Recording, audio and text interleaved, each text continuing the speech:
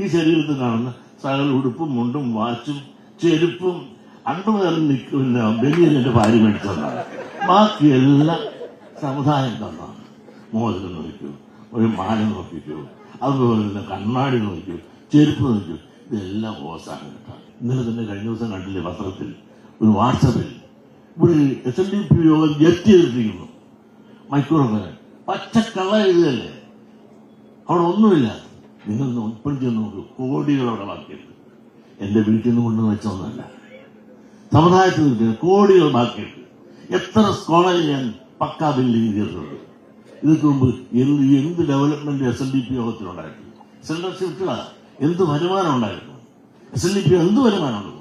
ഒരു ചുക്കുമില്ലല്ലേ, പത്രയെ വിളിക്കല്ലേ.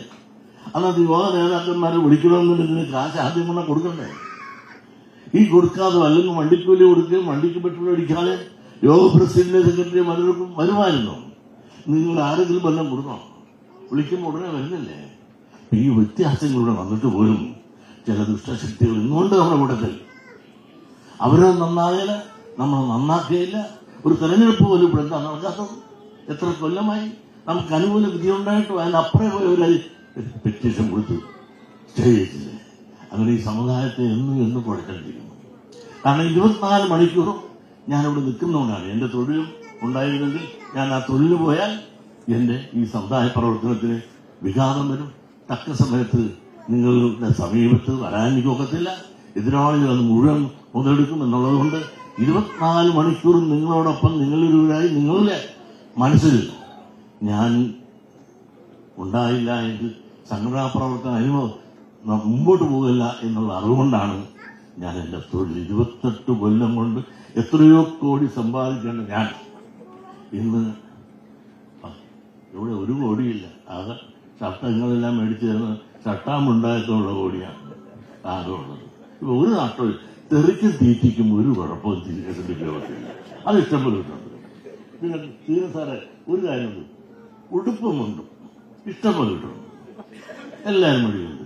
ഈ ശരീരത്തിൽ കാണുന്ന സകല ഉടുപ്പും മുണ്ടും വാച്ചും ചെരുപ്പും അണ്ടുമുതലും നിൽക്കുന്ന ബനിയൻ എന്റെ ഭാര്യ മേടിച്ചതാണ്.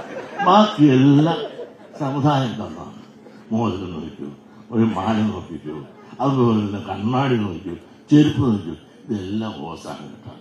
സമുദായം തുണിയാണ് ഒരാൾ മേടിച്ചാൽ തന്നെ ഒരാൾ തയ്ച്ചു വരുന്നുണ്ട്. അതുകൊണ്ട് എനിക്കതിനകത്ത് സന്തോഷമല്ലോ. പല ആളുകളും സന്തോഷിച്ചതെല്ലാം തരും, സന്തോഷിച്ചാലും ഇത് കിട്ടിയിട്ട് ഞാൻ നേര് പറയുകയും ചെയ്യും, ഇത് എന്റേതാണ് നിയമമാണ്, ഇത് വലിയ 1.5 ലക്ഷം രൂപ വിലയുണ്ട്.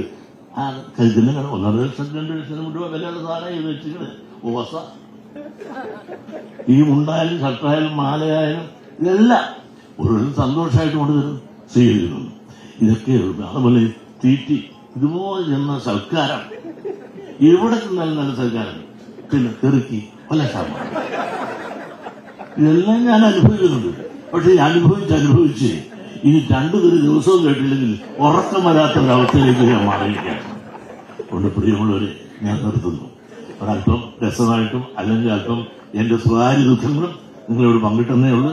ഇങ്ങനെ വരാനും നിങ്ങളെല്ലാം കാണാനും എനിക്ക് നല്ലൊരു ആദരവ് കേരളഭൂമി തന്നു.